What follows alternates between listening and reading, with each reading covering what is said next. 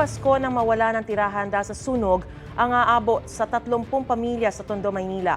Nagkakasiyahan pa sila na sumiklab ang apoy. Yan ang unang balita ni Jomer Apresto. Sunog ang nagpatigil sa masayang pagdiriwang ng Pasko ng mga residente ng Pilapil Street sa Tondo, Maynila pasado alas 9 kagabi. Ang mga residenteng nagkakasiyahan tumulong na rin sa pag-apula ng apoy.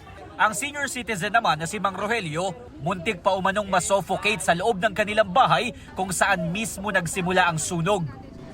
Nagising ako, umuusok na. Ginawa namin, punta kami kay Nakagad Buda. Doon kami tumalon. Tapos doon kami sa kaya nga ako, nasugatan pa ako.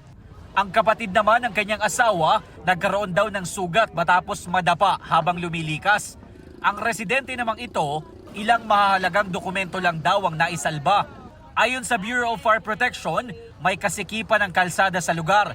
Pero hindi naman daw sila gaanong nahirapan sa pag-apula sa apoy na umabot lang sa unang alarma.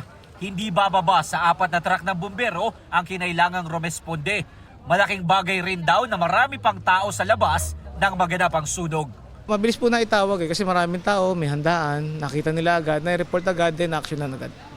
Ayon naman sa barangay, aabot sa 30 pamilya ang nawalan ng tirahan dahil sa sunog. Napagalaman naman na nasunog na rin noong 2021 ang mismong bahay na pinagmulan ng sunog kagabi.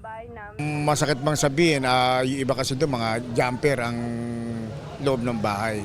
Kaya siguro panahon na para aksyonan natin.